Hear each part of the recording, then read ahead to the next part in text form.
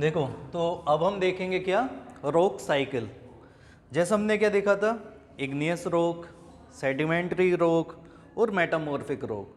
तो वो कैसे कैसे चेंज होंगे वो सब देखेंगे। तो सबसे पहले हमने क्या देखा बेटा, कि सबसे पहले क्या आया था, इग्नियस रॉक। इग्नियस रॉक किससे बना था, मैग्मा से। वही मैग्मा जब अर्थ के सरफेस पर आ गया था तो उसको हमने क्या कहा था, लावा।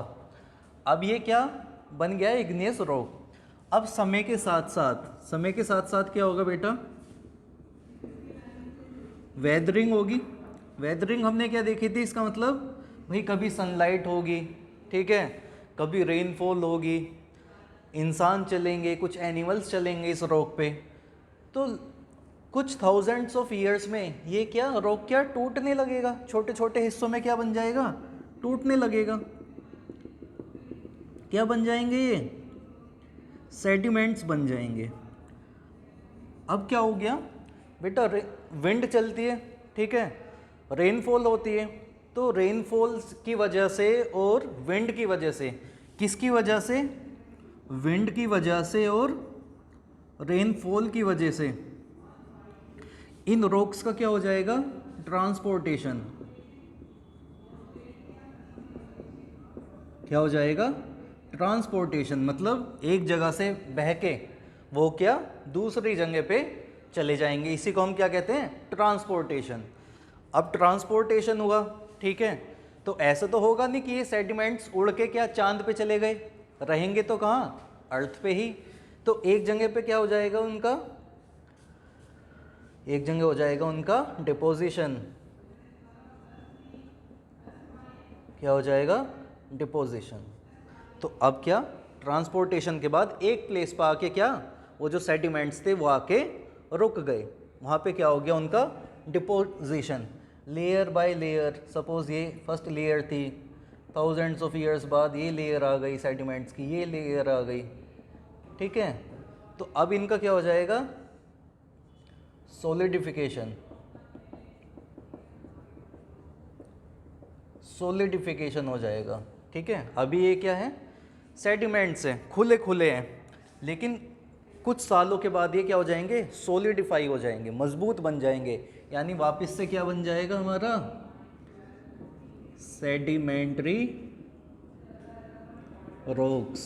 क्या बन जाएंगे वापस से, सेडिमेंट्री रॉक्स। अब बेटा मैंने आपको बताया था, बहुत ज़्यादा इंटेंस प्रेशर की वजह से, इंटेंस टेम्परेचर की वजह से, whether it is igneous rock और द सेडिमेंट्री रॉक्स, ये दोनों ही किस में चेंज हो सकते हैं, ये दोनों ही चेंज हो सकते हैं मेटामॉर्फिक रॉक्स में। तो सपोज ये सेडिमेंट्स थे, सेडिमेंट्री रॉक है, इसको हमने क्या दिया, बहुत ज़्यादा प्रेशर दिया, बहुत ज़्यादा क्या दिया, टेम्परेचर दिया। हाई प्रेशर और हाई टेम्परेचर की वजह से ये सेडिमेंट रॉक किस चीज़ में चेंज हो जाएगा, ये चेंज हो जाएगा मेटामॉर्फिक रॉक में। किस में चेंज हो जाएगा, मेटामॉर्फिक रॉक में। अब सपोज ये भी इग्नियस रॉक था, इसको भी मैं क्या दूं, अगर मैं इसको बहुत ज़्यादा क्या हाई टेम्परेचर देता हूं और हाई प्रेशर, तो ये इग्नियस रॉक भी किस में चेंज हो जाएगा, वो भी चेंज हो जाएगा मेटामॉर्फिक रॉक्स में। इतना क्लियर हुआ भाई। सबसे पहले हमने क्या देखा, इग्नियस रॉक। वेदरिंग की वजह से क्या, ये जो रॉक था टूट टूट के क्या बन गया, सेडिमेंट्स। अब हवा की वजह से या रेनफॉल की वजह से ये जो सेडिमेंट्स थे इनका क्या हुआ, ट्रांसपोर्टेशन। ट्रांसपोर्टेशन के बाद क्या, एक जगह पे आके कहीं पे वो जम जाएंगे ना, तो उसको क्या कहेंगे हम, डिपोजिशन। अभी तो जब ये डिपोजिशन हुआ है तो ये सेडिमेंट्री रॉक्स क्या है, लूज फॉर्म में है, लूज फॉर्म में है, लेकिन टाइम के साथ साथ क्या वो मजबूत होते चले जाएंगे, बंधते चले जाएंगे, यानी उनका क्या हो जाएगा, सॉलिडिफिकेशन।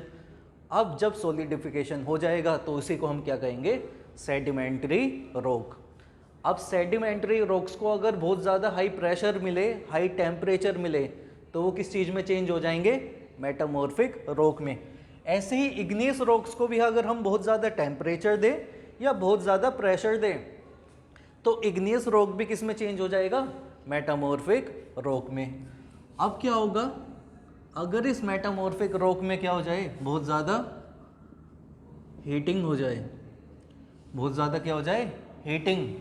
तो हमारा वापस ये क्या बन जाएगा? वापस बन जाएगा ये मैग्मा। वापस क्या बन जाएगा? मैग्मा। हमने क्या देखा था कि इग्नियस रॉक किससे बना था? मैग्मा से। इग्नियस वेदरिंग हुई, ट्रांसपोर्टेशन हुआ, डेपोजिशन हुआ, सॉलिडिफिकेशन हुआ, वो क्या बन गया? Sedimentary rock. उसको हमने बहुत ज़्यादा क्या दिया? प्रेशर, टेम्परेचर, तो वो क्या बन गया? मेटामॉर्फिक। और इस मेटामॉर्फिक की बहुत ज़्यादा क्या हुई? हीटिंग, तो वापस से क्या बन गया? मैग्मा। अब सपोज ये इग्नियस रॉक था, इसकी भी बहुत ज़्यादा क्या हो जाए? अगर हीटिंग हो जाए तो ये इग्नियस सीधा क्या बन जाएगा? मैग्मा। मतलब ये साइकिल ऐसे भी चल सकती है, ऐसे भी चल सकती है, और इग्नियस सीधा भी क्या? मैग्मा बन सकता है। और जब ये मैग्मा क्या हो जाएगा? इसकी क्या हो जाएगी? कूलिंग। जब इस मैग्मा की क्या हो जाएगी? कूलिंग, तो वापस से ये क्या बन जाएगा? Igneous rock. तो ये थी हमारी रॉक साइकिल। अब हम देखते हैं कि कौन कौन से रॉक्स देश के किस किस हिस्से में मिलते हैं।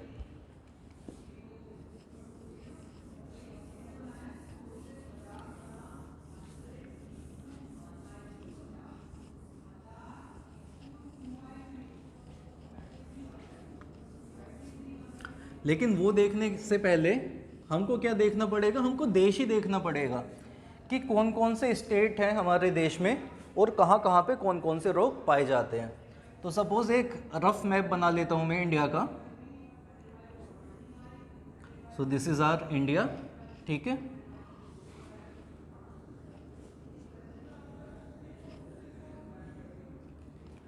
एक रफ मैप है ये इंडिया का। तो हम देखते हैं सबसे ऊपर क्या है? यहाँ पे लद्दाख, यहाँ पे क्या है? जम्मू कश्मीर। जम्मू कश्मीर के नीचे क्या आ जाता है बेटा? पंजाब। और ये पंजाब के नीचे क्या आ जाता है? राजस्थान, ठीक है। अब ये यहाँ पे क्या आ जाएगा? उत्तराखंड। उत्तराखंड के बाद हिमाचल, हिमाचल के बाद क्या आ जाएगा? उत्तराखंड। और यहाँ पे क्या आ जाएगा? यूपी। यूपी के बाद यहाँ पे क्या आ जाएगा? बिहार, लिख लेते हैं। बिहार के नीचे क्या आ जाता है? झारखंड। फिर यहाँ पे वेस्ट बंगाल, यहाँ पे क्या आ जाता है? ओडिशा, ठीक है। राजस्थान के नीचे यहाँ पे क्या आ जाता है? गुजरात, ठीक है। यहाँ पे क्या आ जाएगा आपका? मध्य प्रदेश। इसके साइड में क्या आ जाएगा? छत्तीसगढ़। अब गुजरात के नीचे आएंगे हम तो यहाँ पे हमको क्या देखने को मिलेगा? महाराष्ट्र। उसके नीचे क्या मिलेगा हमको? कर्नाटका। कर्नाटका के नीचे इसके ऊपर थोड़ा सा यहाँ पे क्या आ जाएगा? छोटा सा स्टेट गोवा। कर्नाटका के नीचे हमें क्या देखने को मिलता है? केरल। और इस साइड क्या देखने को मिलता है? तमिलनाडु। तमिलनाडु के ऊपर हमको क्या देखने के लिए मिलता है? आंध्र प्रदेश। और इसके साइड में क्या है? तेलंगाना। और वापस यहाँ पे क्या आ जाता है? ओडिशा आ जाता है। और यहाँ पे हमारे नॉर्थ ईस्ट देश, नॉर्थ ईस्ट के स्टेट्स, जैसे सबसे ऊपर कौन सा आ जाता है यहाँ पे? अरुणाचल प्रदेश। अरुणाचल प्रदेश के नीचे क्या आ जाता है? यहाँ पे नागालैंड। नागालैंड के नीचे क्या आ जाता है? मणिपुर, ठीक है। मणिपुर के नीचे मिज़ोरम। उसके बाद यहाँ पे क्या आ जाता है? त्रिपुरा। उसके ऊपर यहाँ पे मेघालय, ठीक है, जहाँ पे क्या है? गारो, खासी, जैंतिया, ये हिल। और यहाँ पे हमारा क्या आ जाता है? ये असम। तो एक ये रफ मैप हो गया इंडिया का। अब हम देखेंगे कौन कौन से रॉक हमको कहाँ कहाँ पे मिलते हैं। जैसे बात कर रहे हैं हम सबसे पहले ग्रेनाइट की। किसकी बात कर रहे हैं हम? ग्रेनाइट की। तो ग्रेनाइट हमको कहाँ पे मिलेगा? ग्रेनाइट मिलेगा हमको कहाँ? राजस्थान में। राजस्थान के बाद कहाँ पे मिलेगा हमें? एमपी। और ये बेटा अगर हम इससे थोड़ा सा यहाँ पे चले ना, झारखंड की साइड, तो यहाँ पे क्या है? एक छोटा नागपुर प्लेटू। क्या है? छोटा नागपुर प्लेटू। तो हमने देखा हमको क्या? ग्रेनाइट कहाँ कहाँ पे मिला? राजस्थान में, एमपी में, छोटा नागपुर प्लेटू में। इसके साथ साथ कहाँ पे मिलता है? ये महाराष्ट्र, कर्नाटका और ये आंध्रा तेलंगाना के इस हिस्से में। तो हमने देख लिया हमको ग्रेनाइट कहाँ पे मिला, राजस्थान। राजस्थान के बाद हमने क्या देखा, मध्य प्रदेश।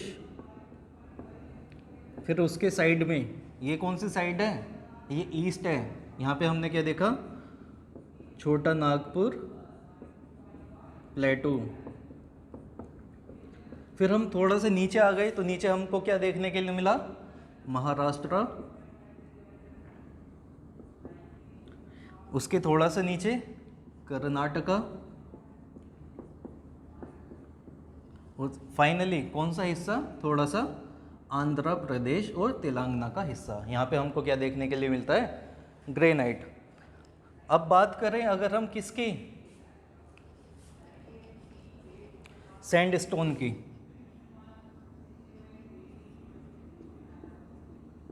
तो सैंडस्टोन हमें कहाँ देखने के लिए मिलता है, देखो बेटा हमको ये पता है, ये राजस्थान से दिल्ली, ये कौन सी रेंज आ रही है, कौन सी माउंटेन रेंज है, ये है अरावली, अरावली रेंज, ठीक है। और यहाँ पे क्या है,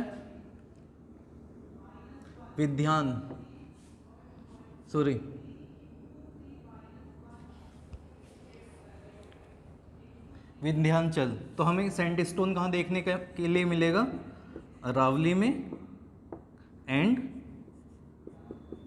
विंध्याचल। विंध्याचल कहाँ है, यहाँ एमपी के हिस्से में, ठीक है। अब लाइमस्टोन, बात आती है लाइमस्टोन की।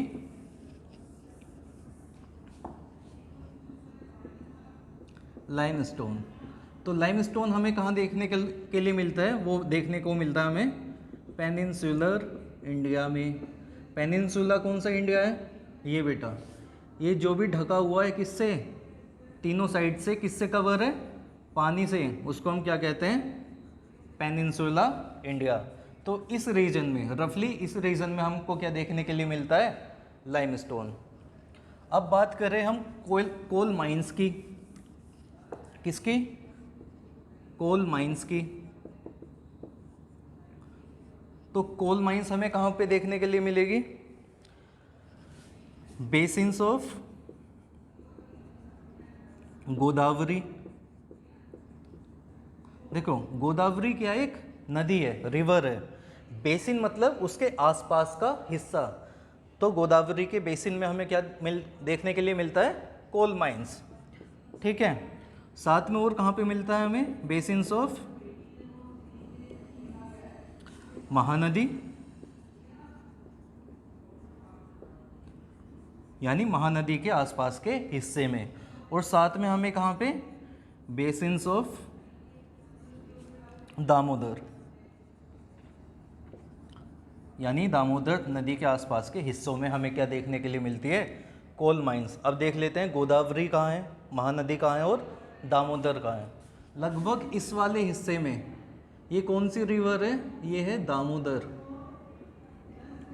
इसके आसपास ये यहाँ पे उड़ीसा है बेटा, उड़ीसा में बहती है कौन सी, यहाँ पे महानदी। और ये नीचे की साइड यहाँ पे कौन सी आ जाएगी आपकी, गोदावरी,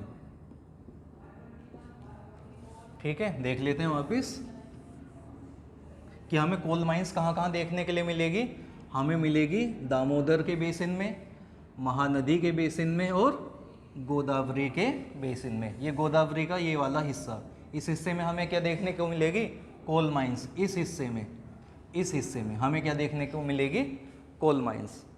अब बात आ जाती है मार्बल की। तो मार्बल हम देखते हैं हमें सबसे ज़्यादा कहाँ देखने के लिए मिलता है, राजस्थान में, ठीक है। सबसे ज़्यादा मार्बल देखने के लिए हमें कहाँ मिलेगा, राजस्थान में। अब बात आ जाती है Indo Gangetic basins. Gangetic basins मतलब जहाँ पे गंगा बहती है। गंगा कहाँ पे बहती है बेटा, ये ऐसे उत्तराखंड से पूरा यूपी, बिहार और फिर ये वेस्ट बंगाल में ड्रेन कर जाती है। तो ये क्या हो गए, गंगा के बेसिन्स। अब गंगा के बेसिन्स में क्या आएंगे, बहुत सारे सेडिमेंटेशन। क्या होगा, सेडिमेंटेशन होगा, ठीक है। और इस सेडिमेंटेशन की वजह से हमें क्या मिल जाएगा, जो यहाँ की सोइल होगी वो बहुत ज़्यादा क्या होगी, फर्टाइल होगी, ठीक है। इसलिए यहाँ की पॉपुलेशन क्या इंडिया में सबसे ज़्यादा है, कितनी, लगभग 20 करोड़ के आसपास तो अकेले यूपी की। तो ये एंड था हमारे इस चैप्टर का। Thank you very much.